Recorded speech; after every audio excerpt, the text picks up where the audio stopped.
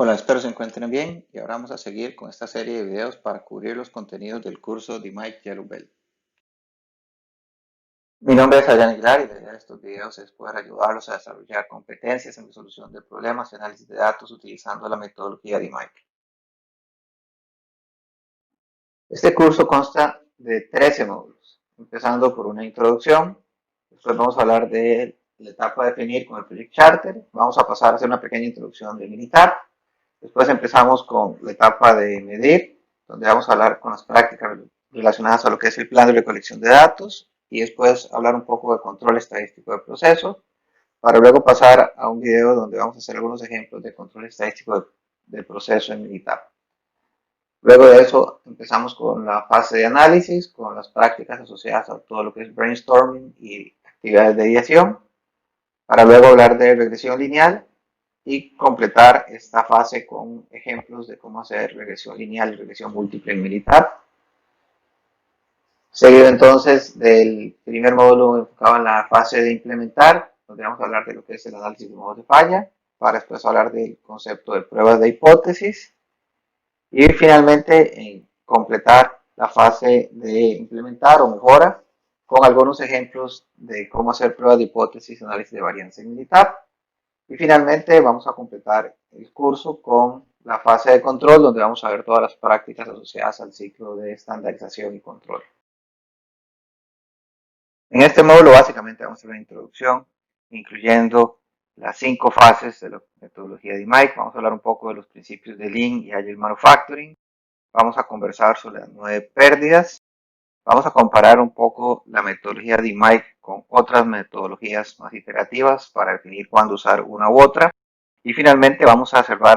el capítulo con la explicación de cada una de las actividades que se espera en cada una de las etapas de un proyecto de Mike. La metodología de Mike es una herramienta súper poderosa para la resolución de problemas. Nos va a permitir ser mucho más efectivos en la identificación de las causas raíces y entonces ser también más efectivos a la hora de implementar las acciones para eliminar los problemas que son repetitivos en una organización. Esta metodología se basa en 5 fases, empezando por una etapa de definir, en donde se debe entender el problema para luego establecer las metas. Posteriormente pasamos a la etapa de medición, donde se deben recolectar los datos que vamos a usar para determinar los principales contribuyentes que están afectando el problema. Y ya con esta información avanzamos a la siguiente fase, que es la etapa de analizar. En esta etapa vamos a profundizar en los datos para entonces encontrar la causa raíz de los problemas. Y ya con la causa raíz identificada pasamos a la etapa de improve o mejora, donde vamos a hacer la transformación de los procesos, los cambios en las actividades para poder ver entonces los resultados de la mejora que se está trabajando. Se cierra entonces este ciclo con la implementación de medidas de control. En la etapa de control se busca asegurar la sostenibilidad de los resultados en el tiempo. Cuando iniciamos a aprender lo que es Lean y Six Sigma, es importante recordar a las personas que aportaron significativamente a la creación de la mayoría de estos conceptos, empezando por W. de Bardeming y su contribución a la creación del control estadístico del proceso, Joseph Juran, creador de los gráficos de control, Ronald Fisher, quien desarrolló los conceptos del análisis de varianza, Taiichi Ohno y Shigeo Shingo, fundadores de los principios del Toyota Production System, que dio las bases para Lean Manufacturing, y Seiji Nakajima, que es reconocido por sus aportes a TPM. Un elemento a destacar de todos estos grandes pensadores y estadistas es su filosofía sobre las personas y la sociedad. Todos ellos pensaban que mejorar la calidad y la productividad en las empresas trae como consecuencia mejoras en las condiciones de vida de los trabajadores y además se contribuye a mejorar las condiciones en la sociedad. Estos retos siguen siendo vigentes y sin duda en los proyectos que se realicen se debe buscar mantener este propósito. Cuando hablamos de Lean Manufacturing debemos hablar de 5 principios fundamentales. El primer principio de Lean es la definición de valor desde la perspectiva del cliente. Y esto básicamente es identificar cuáles son esos atributos y características del producto o servicio que realmente le agregan un valor significativo a lo que el cliente percibe por parte de la compañía. Una vez que se identifican estos criterios y estos elementos que el cliente considera como valor agregado. Entonces pasamos al segundo principio, que es hacer un mapeo de la cadena de valor, que básicamente lo que busca es identificar todas las etapas del proceso y en estas etapas mapear dónde hay oportunidades, dónde hay pérdidas y dónde se encuentran los elementos y los principios que están contribuyendo a agregar valor para lo que hablamos ahora, para la perspectiva del cliente. Una vez que se tiene mapeada la cadena de valor, pasamos al tercer principio, y el tercer principio es el de establecer un flujo, que es básicamente lograr que el valor fluya a lo largo de toda la empresa. Esto lo que busca las metodologías de Lean en esta etapa o en este principio es estabilizar la operación, implementar prácticas y herramientas que permitan estabilizar la operación. Y entonces, una vez que se tiene un proceso más estable, se puede pasar al cuarto principio, que es pull. Y pull básicamente lo que busca es ajustar la demanda a las necesidades de los clientes, y aquí hay una serie de herramientas que permiten reducir inventarios, aumentar la flexibilidad de las operaciones, mejorar la flexibilidad en la entrega del producto, tener una mejor respuesta a las necesidades, reducir los tiempos de ciclo, y este tipo de herramientas entonces permiten cumplir con este principio de entregar básicamente lo que el cliente está pidiendo y no producir contra inventarios o producir contra estimaciones iniciales. Finalmente, una vez que se tiene establecido este último principio, se puede hablar del quinto principio de Lean, que es la búsqueda de la perfección, que es básicamente todo lo que son las prácticas de mejora continua. Hay algunas prácticas como Kaizen y otro tipo de filosofías que se utilizan mucho en este tipo de herramientas, donde buscan, una vez que se identificaron pérdidas, que se identificaron problemas, establecer proyectos de mejora y acciones que permitan eliminar esas pérdidas para mantener el ciclo de mejora continua activo. Para una adecuada implementación de Lean, normalmente hablamos de lo que son los building blocks o las prácticas fundamentales de Lean, en las que tenemos lo que es la nivelación del flujo, Pokayoke o eliminación de errores, el tiempo de ciclo, el balanceo del flujo, implementación de reducciones de cambio con prácticas como TPM y demás, estabilización de la operación también la hacemos con TPM, punto de uso, inventarios mínimos en el punto de uso, reducción de lotes de producción, calidad en la fuente, sistemas Kanban, mejora del trabajo en equipo y la autonomía y flexibilidad de los equipos de trabajo,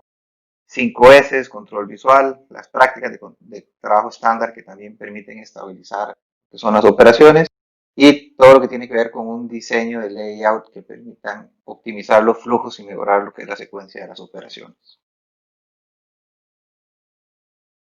En el contexto de la cuarta revolución industrial aparecen algunas filosofías nuevas, como lo es Agile Manufacturing, que tiene 5 principios fundamentales. Una alta capacidad de respuesta a los cambios en la demanda aprovechando la tecnología. Esto permite entonces manejar altos niveles de complejidad sin afectar los costos. La creación de redes de suministros y un alto nivel de integración para lo que es la cadena de valor. Diseño e innovación con equipos multidisciplinarios con un enfoque principalmente en lo que es la experiencia del consumidor, no tanto el producto, sino la experiencia integral desde las primeras etapas en que las personas interactúan con la empresa hasta las etapas de servicio postventa. Y finalmente, mucho foco en las competencias clave dentro de la organización y altos niveles de colaboración para las otras habilidades necesarias para administrar el negocio. Cuando hablamos de una metodología como Lean, normalmente este tipo de filosofías y prácticas asociadas a Lean van a funcionar mejor donde tenemos una industria de alto volumen y baja variabilidad en la cantidad de formatos y productos que se manejan. Si bien es cierto, existen muchísimas prácticas de Lean que van a ayudar a estabilizar los procesos y a generar flexibilidad en las operaciones,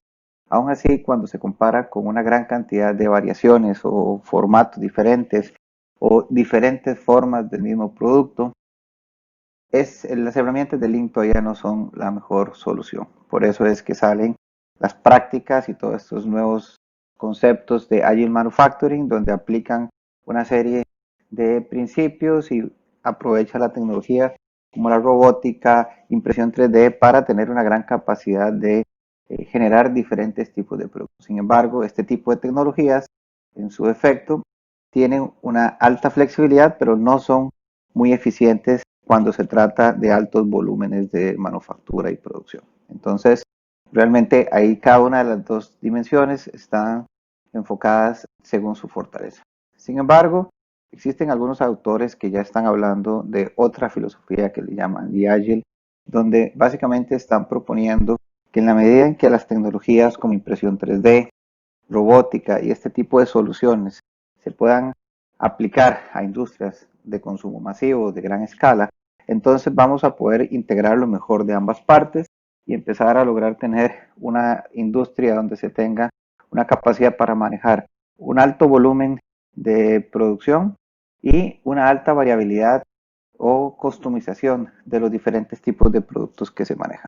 Entonces, ya hay algunas iniciativas que van en esta ruta, sin embargo, realmente hasta el momento mucho de esto todavía es conceptual, porque realmente Agile, donde está haciendo sus principales impactos, es en la industria donde tenemos alta customización, bajo volumen, y Lean sigue siendo una práctica muy sólida, donde tenemos alto volumen y bajo nivel de variabilidad de la cantidad de formatos que se manejan. Definitivamente no podemos hablar de Lean sin hablar de las pérdidas. Mencionamos que uno de los principios fundamentales de Lean es la identificación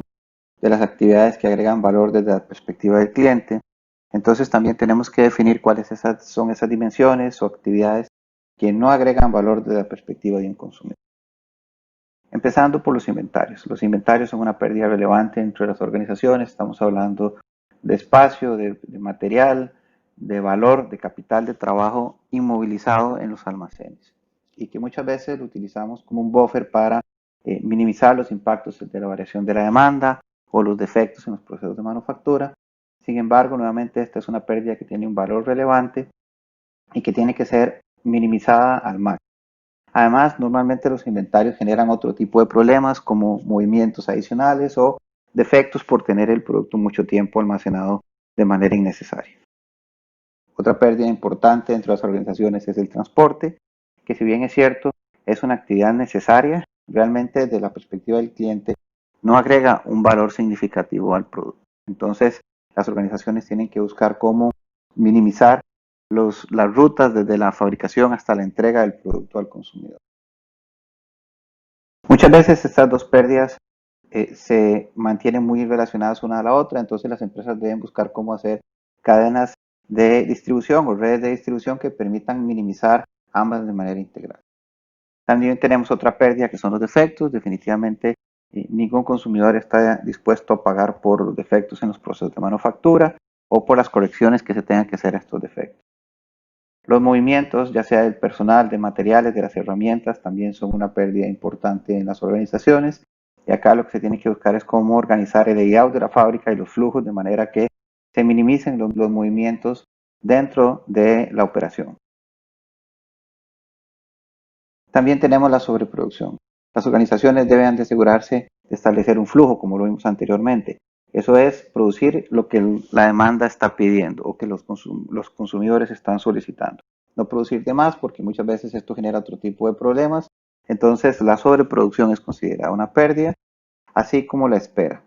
Todo lo que sea material esperando para ser utilizado, productos esperando para ser cargado, para ser entregado al cliente o para ser intervenido por alguno de los operadores, es una pérdida que debe ser mapeada y eliminada. También tenemos el retrabajo, que son todas las actividades para corregir los defectos que se hayan dado de etapas anteriores o de productos defectuosos. Y también tenemos el talento no utilizado. Muchas veces tenemos competencias y talento dentro de las organizaciones que no aprovechamos, entonces eso también se vuelve un desperdicio importante que debemos identificar para tratar de sacarle el provecho posible. Y finalmente tenemos la novena pérdida, que es los datos no utilizados, que son todos estos datos y la información que tenemos en las organizaciones que realmente no le sacamos el provecho que deberíamos. La pérdida de datos no utilizados es una pérdida no tradicional. Sin embargo, en la actualidad, los datos se convierten en la nueva fuente de valor competitivo. Entonces, no utilizarlos de manera apropiada se convierte entonces en una pérdida para las empresas. Es un estudio realizado por el Foro Económico Mundial en el 2018 del valor de capitalización de las empresas del S&P 500, el 84% correspondía a activos intangibles, incluyendo los datos. Entonces, esto es un valor significativo dentro del valor de las organizaciones y entonces las empresas tienen que aprender a identificar dónde están esas pérdidas de los datos no utilizados. Esta pérdida la podemos mapear de dos perspectivas. Una es el costo de recoger toda la información que no estamos utilizando, ya sea registros en papel o de manera digital que terminan siendo almacenados sin ningún uso posterior, pero también todos los otros datos que ya se tienen, pero que no están siendo analizados y estudiados de la manera apropiada para mejorar la experiencia del usuario, para hacer las operaciones más eficientes y para predecir un poco las tendencias del mercado. Entonces, nuevamente, esto es una pérdida adicional. Sin embargo, en el contexto actual, donde estamos en medio de la cuarta revolución industrial, donde con los datos se pueden generar una ventaja competitiva, es necesario que las empresas se identifiquen dónde están estas pérdidas de datos no utilizados para poder sacarles el provecho adecuado y convertirse en una empresa más eficiente y con un mejor servicio al cliente. Si los datos son la nueva fuente de valor competitivo, entonces las industrias deben ser capaces ahora de establecer no solo los sistemas de información, sino crear también las competencias necesarias y generar las prácticas a lo largo de toda la organización para poder sacarle realmente el provecho a los datos que se tienen. Entonces hay una gran parte del trabajo de las industrias que va a estar orientado en la captura de datos con todas las herramientas de Big Data y todo lo que tiene que ver con IoT o Internet de las Cosas, pero después es necesario establecer los modelos para analizarlos y finalmente generar las competencias para poder sacar el provecho a estos datos que se tengan analizados. Entonces, para sacarle el provecho a los datos de manera apropiada, las empresas tienen que ser capaces de asegurar el acceso a los datos a tiempo real y a una gran cantidad de datos utilizando todo este tipo de dispositivos que se conectan a través de Internet, para después entonces analizar, generar modelos, identificar los patrones que entonces le permitan a la organización entender el origen de los datos y con estos patrones y con estos modelos poder entonces trabajar en el siguiente nivel que sería predecir y anticiparse a las tendencias, utilizar los datos para ver hacia adelante en lugar de explicar el pasado.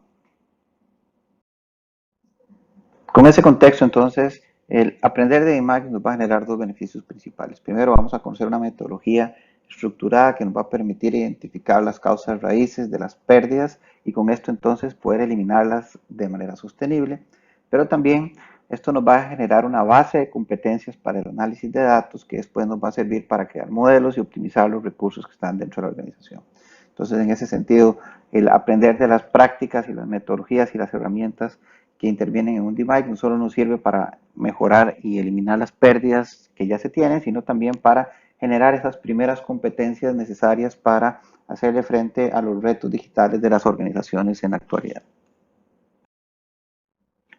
Con la aparición de nuevas formas de trabajo también aparecen otras técnicas de resolución de problemas y entonces es importante comparar las ventajas y las desventajas de estas técnicas con la metodología de DMAIC para aprender cuándo usar cada uno. Una de estas metodologías con la que podemos comparar DMAIC es con la metodología de Design Thinking, que es una nueva forma de trabajo, un proceso más iterativo que está bastante popular ahora en estos tiempos. La diferencia principal en estos dos procesos es que, por ejemplo, la metodología de DMAIC la utilizamos de una manera secuencial, es decir, cada fase se hace una posteriormente a la otra. Está mucho más enfocada en procesos de reducción de efectos y optimización de actividades. Se fundamenta principalmente en los datos para la toma de decisiones y lo que busca es eliminar el retrabajo. Las metodologías como Design Thinking están basadas más en un proceso de experiencia. El proceso no es secuencial, es iterativo. Lo que quiere decir es que hay un proceso de retroalimentación por parte de los consumidores o los clientes y el equipo de trabajo sigue tomando esos inputs para hacer correcciones en las soluciones planteadas. Tiene unos fundamentos mucho más grandes en lo que tiene que ver con la percepción del equipo y en la interacción que tenga con las personas y los consumidores y se basa en el principio de fallar rápido, aprender rápido. Esto es lo que se le llama Smart Failure y básicamente es el concepto de generar errores con los prototipos, pero que estos errores también permitan crear un aprendizaje y corregir para hacer una propuesta entonces bastante más adecuada. Entonces nos sale la pregunta, ¿cuándo debemos usar una metodología y la otra? Bueno, Design Thinking es una herramienta que se puede usar para resolver cualquier tipo de problema. Sin embargo, como es una metodología más iterativa y se basa en el principio que conversábamos de Smart Failure, donde se generan prototipos de manera rápida para recibir retroalimentación. Esto genera un reproceso muchas veces en las actividades y esta es una de las razones fundamentales con las que podemos decidir cuándo utilizar una metodología o la otra. Cuando el costo de fallar es muy alto, entonces este tipo de metodologías iterativas realmente no es la mejor solución y nos vamos a buscar una solución como el DMAIC que permite ir de manera más estructurada, asegurando que la implementación no va a generar retrabajo y no va a generar los costos asociados a los retrabajos. En industrias como lo que es manufactura, donde hacer un cambio, por ejemplo, en un proceso requiere cambios físicos, mecánicos y otro tipo de actividades, normalmente lo que es el principio de fallar rápido y aprender rápido sin generar un costo importante no va a ser tan fácil de aplicar acá. Sin embargo, por ejemplo, en procesos como desarrollo de servicios, software, donde los cambios en los programas realmente no generan un impacto tan grande en los costos de la operación, en ese sentido, entonces, podríamos inclinarnos un poco más con las metodologías como Design Thinking. Lo importante acá es entender que ambas pueden funcionar, en cada una con sus respectivas fortalezas y debilidades. Nosotros nos vamos a enfocar en la metodología de DMAIC, que es una metodología bastante estructurada, enfocada nuevamente en reducción de efectos y ha sido más que demostrado los beneficios que se pueden lograr cuando se sigue esta manera de trabajo. Y no solo como metodología, sino como manera de pensar o lógica a la hora de analizar los diferentes procesos que estamos evaluando. Cuando hablamos de proyectos de mejora, es importante hacer la separación en cuanto a lo que son los ciclos de estandarización o de control y los ciclos de mejora. Ciclo de mejora, ya lo conversamos, es la metodología de Mike, sobre la cual nos vamos a basar en el resto del curso, que tiene que ver con la etapa de definir, medir, analizar, implementar y después la etapa de control. Y el ciclo de estandarización o SSA nos permite estandarizar, implementar, hacer una rutina de verificación y tomar acciones que corrijan cualquier desviación que se encuentre en la etapa de verificación. La forma en cómo funcionan estos ciclos es que yo inicio primero con un ciclo de mejora para, por ejemplo, en este ejemplo, hacer una reducción de la variación en un proceso y luego genero una rutina de estandarización que me permita mantener los resultados en el tiempo. Posteriormente, si yo quiero hacer una mejora en el desempeño, vuelvo a entrar con una rutina de mejora y nuevamente al final de la rutina de mejora vuelvo a dejar establecidos unos ciclos o unas rutinas de estandarización para garantizar que los resultados se mantienen. En principio, un proyecto de mejora, de todas formas, tiene en sí mismo, o específicamente el DMAIC, genera una serie de prácticas para generar los primeros pasos de estos ciclos de estandarización. Pero hay una diferencia importante. En el DMAIC, el equipo de trabajo es dedicado al proyecto, normalmente es un equipo multidisciplinario que es temporal, entra, hace la mejora y después se retira de la operación. Entonces, los primeros ciclos de mejora y los primeros ciclos de verificación y de sostenibilidad de los resultados los hace el equipo del proyecto, pero el resto de las rutinas de estandarización y el resto del ciclo de SSA lo tiene que ejecutar y lo tiene que supervisar y garantizar el personal que está a cargo de la operación del día a día. Ya entrando en los pasos y etapas del DMAIC, entonces recordemos que tenemos 5 grandes fases, que es la etapa de definir, medir, analizar, implementar y controlar. La etapa de definir busca responder 3 grandes preguntas. La primera es, ¿cuál es el problema? Es fundamental entender cuál es el problema y entender claramente qué es lo que está mal, porque cuando esto no se hace de manera apropiada, entonces se terminan invirtiendo tiempo y recursos para resolver problemas que no son los que la organización considera relevantes. Una vez que esto se tiene claro, se puede trabajar en identificar cuál es el impacto que tiene este problema para la organización para tratar de responder la pregunta de por qué es importante resolver el problema. Claro, en principio todos los problemas deberían resolverse, pero aquí estamos hablando de un tema más de la priorización y asignación adecuada de los recursos a los diferentes proyectos que se tienen. Y para eso entonces es necesario tener bien claro cuál es el impacto que tiene el problema y qué es lo que se espera a la hora de resolverlo.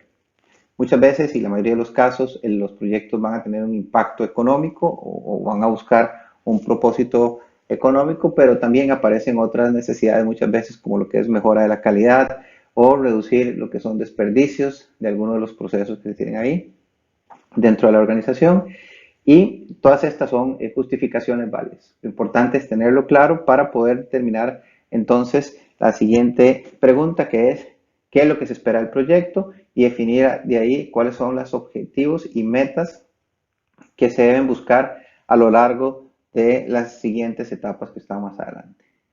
El entregable principal de esta etapa es la definición del problema, que se resume en el Project Charter, que es el documento donde se resumen los acuerdos entre el equipo de proyecto y los stakeholders que van a estar monitoreando la ejecución del proyecto. Luego, una vez que ya tenemos el charter definido, empezamos con la etapa de medir. La primera actividad clave en la etapa de medir es entender el proceso, que esto normalmente lo vamos a hacer con un diagrama de flujo, pero existen otros mecanismos y este para mí es una de las etapas más importantes de un DMAIC porque nos permite calibrar el nivel de conocimiento que todos los miembros del equipo tienen en relación al problema y al proceso que se está analizando. Recordemos que muchas veces los equipos de mejora van a estar compuestos por personas de diferentes áreas funcionales que aportan diferentes conocimientos. Sin embargo, en esta etapa lo que se busca es que el equipo como un todo calibre el nivel de conocimiento que tienen sobre el proceso y entiendan todos de una manera similar qué es lo que está pasando y qué es, cómo funciona el proceso de manera integral. Otra de las actividades importantes que se hace en este paso que está aquí es que una vez que yo tengo el diagrama de flujo y yo entiendo el proceso, yo empiezo a identificar cuáles son las posibles causas o los sospechosos o las hipótesis que yo tengo que me permiten después ir y hacer la siguiente actividad, que es realizar una recolección de datos y evidencias para ver cuáles de esas hipótesis o sospechosos que yo identifiqué en la etapa de entender el proceso o en el diagrama de flujo, cuáles de esos son realmente relevantes en cuanto al impacto que tienen en relación a lo que influyen para que el problema se dé o no. Una vez que se tiene la recolección de datos, se sigue con la siguiente actividad, que es generar los análisis, ordenar los datos y buscar cuáles son los principales contribuyentes del problema. Cuando esto ya se tiene claro, entonces se puede pasar al entregable de esta etapa de medir, que es una declaración enfocada del problema y una actualización entonces del charter. Si se quiere, en la etapa de definir iniciamos con un problema un poco más genérico, pero acá ya logramos entender mejor realmente cuáles son esos contribuyentes que influyen de manera significativa en el problema. Entonces ya yo puedo enfocar mis esfuerzos a tratar de resolver estos contribuyentes en lugar de resolver un problema genérico como se definió en la etapa de definir. Luego pasamos a la etapa de analizar, que empieza con una lluvia de ideas y aquí ya empezamos a tratar de explorar un poco más el origen de las causas que analizamos anteriormente y empezamos a tratar de profundizar un poco más. Yo empiezo con una lluvia de ideas y después trato de utilizar algunas herramientas como la cola de pescado, el Ishikawa o algún tipo de diagrama de afinidad que me permita encontrar factores comunes para luego esos factores comunes analizarlos de manera más profunda o empezar a indagar ya ahora sí, no solo el factor y la posible causa, sino la causa raíz del problema. Y una vez que yo profundizo y tengo claro cuál es la causa raíz del problema, paso a la última actividad importante o relevante dentro de la etapa de analizar, que es la verificación de causa raíz. Esta verificación de causa raíz lo que va a hacer es de alguna forma validar las hipótesis que se fueron construyendo a lo largo de los 3 pasos en la etapa de analizar. En un proyecto de Mike sencillo, esto se puede hacer con un Gemba, ir a la línea, ir al proceso, ir a analizar o ver directamente qué es lo que está pasando y confirmar si en efecto la causa raíz identificada se comporta según se está identificando por parte del equipo. Y en otros casos, cuando los problemas son más complejos, se va a requerir un análisis estadístico que nos confirme que en efecto el efecto A se debe a una consecuencia B, que es la que se está considerando como causa raíz. La etapa de analizar termina con un entregable que es una causa raíz verificada, ya sea por métodos estadísticos o por métodos más pragmáticos. Una vez que yo tengo la causa raíz, la etapa de mejora empieza también con una lluvia de ideas, pero en este caso la vamos a enfocar en identificar las posibles soluciones que podrían ayudarnos a resolver las causas raíces que ya anteriormente identificamos. Una vez que yo hago esa actividad de identificar esas posibles soluciones, yo las voy a organizar en una matriz de impacto-esfuerzo también para buscar mayor efectividad a la hora de hacer la implementación de las acciones. Y una vez que yo tengo ya esta priorización, ya yo puedo pasar a la siguiente actividad, que es básicamente la implementación de las mejoras, hacer los cambios en el proceso, las transformaciones de áreas, para luego, posteriormente, hacer la medición de la efectividad de las mismas. Esta etapa no debería terminar hasta que yo no tenga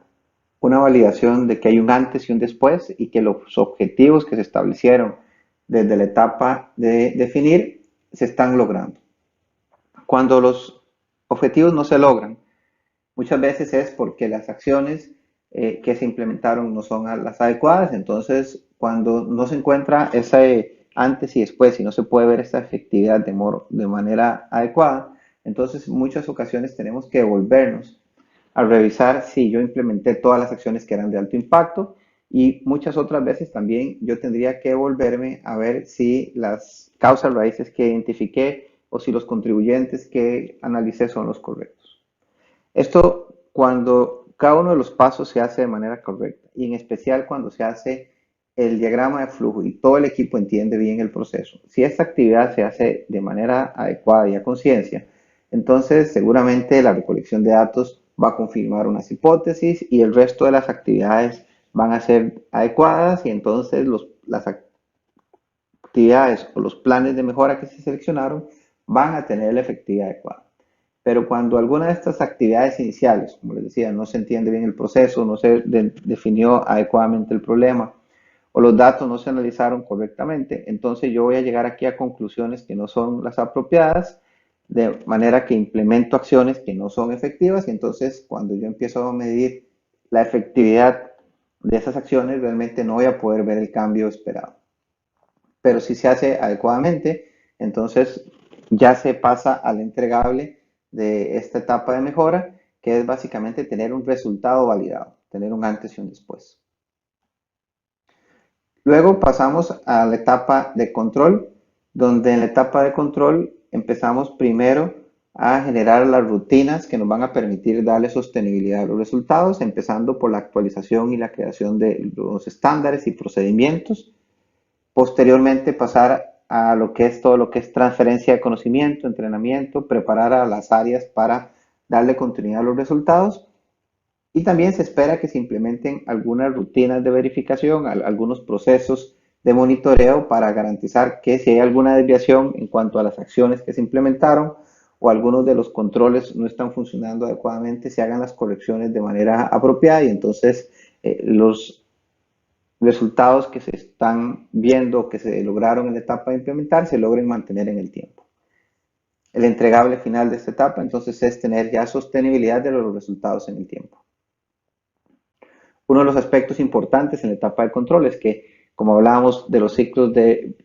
mejora y los ciclos de estandarización, es que esta primera actividad de control y estos primeros monitoreos son responsabilidad del equipo de proyecto, pero en la medida que esto empieza a generar ya una rutina y las prácticas se empiezan a consolidar en la operación, esta responsabilidad se transfiere al equipo que maneja la operación del día a día y entonces ya empieza a funcionar el ciclo de estandarización o el ciclo de control.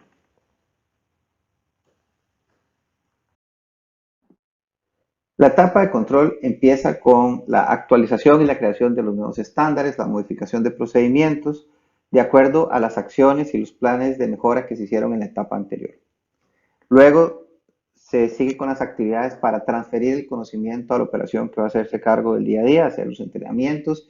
y generar todo lo que tiene que ver con la creación de competencias, para luego establecer las rutinas de verificación o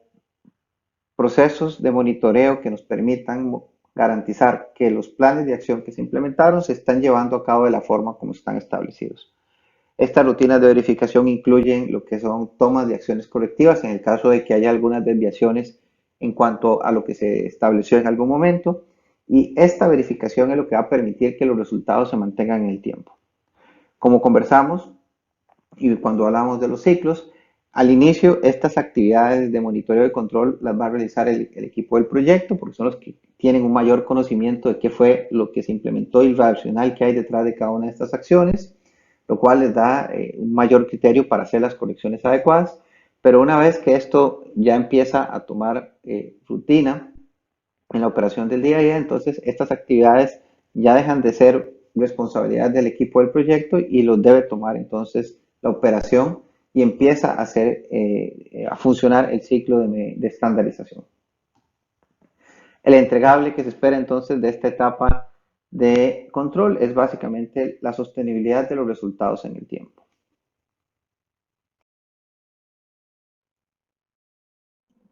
Cuando comparamos la metodología de Mike o los pasos de esta metodología con otro tipo de técnicas de resolución de problemas como causa raíz simple, análisis de averías, análisis de incidentes, análisis de defectos, inclusive metodologías como Lean, podemos ver que la secuencia lógica de los pasos es similar y la podemos aplicar en cada una de las diferentes herramientas. ¿Cuál va a ser la diferencia? Una causa raíz simple que pueda generar, por ejemplo, un operador en una línea. La etapa de identificación del problema va a ser bastante más sencilla. La medición realmente no va a requerir datos matemáticos analíticos, sino básicamente es ir, ver y conseguir las evidencias directamente en la línea. Y el análisis de 5 porqués también va a ser un poco más sencillo. Cuando ya pasamos a un análisis, por ejemplo, de avería o análisis de defectos, entonces en esta etapa de medición también se va a seguir la misma lógica, sin embargo, la profundidad con la que se va a identificar el fenómeno de la falla, el modo de efecto, va a ser un poco más grande. Y ahí vamos a ir subiendo en el nivel de complejidad en la medida en que vamos avanzando en las diferentes herramientas hasta llegar a los diferentes DMAIC, inclusive en los DMAIC, como veremos más adelante, hay diferentes niveles de complejidad en cada uno. Lo importante es que la lógica la podemos aplicar independientemente del nivel de complejidad. Si el proyecto o el proceso a evaluar o el análisis de causa que estamos realizando es bastante más simple, vamos a hacer los pasos, pero también de una manera más simple y tratando de seguir siempre la misma secuencia. Entender bien qué es lo que está pasando, identificar cuáles son esos valores, evidencias y datos que me permitan confirmar cuáles son los contribuyentes del problema, hacer un análisis de causa raíz, hacer la implementación de las mejoras y después finalmente siempre terminar con un proceso de implementación de prácticas que nos permitan mantener los resultados en el tiempo. Cuando hablamos de DMAIC, normalmente vamos a clasificar los proyectos de acuerdo a su complejidad. Y para eso se toma como referencia lo que es las artes marciales. Y hay una clasificación ya preestablecida que es White Belt, Yellow Belt, Green Belt, Black Belt, inclusive Master Black Belt, que cada uno de estos niveles tiene una certificación o un proceso de entrenamiento para los líderes de proyectos, que de igual forma, en la medida en que se va subiendo en la pirámide, el líder de proyectos va adquiriendo mayores competencias de estadística más avanzada y herramientas más robustas para poder resolver entonces esos problemas más complejos. En general, se esperaría que la mayoría de los proyectos que se tienen en una organización o la mayoría de los problemas que se tienen en una organización se resuelvan con proyectos White y Yellow Belt, que son proyectos más sencillos, pero siempre dependiendo de el tamaño del problema, vamos a tener algunos proyectos Green y Black Belt. Existen algunas formas o algunos métodos para hacer el proceso de certificación que van desde la realización de un programa de entrenamiento a lo largo de un periodo de 3-4 meses con el seguimiento a los proyectos, Pero también existe la otra metodología que es la realización de entrenamientos tipo bootcamp, donde se da toda la materia teórica de manera intensiva y después, posteriormente, se hace el coaching de los proyectos para lograr la certificación. Este último método en lo personal a mí no me parece muy adecuado porque las herramientas estadísticas algunas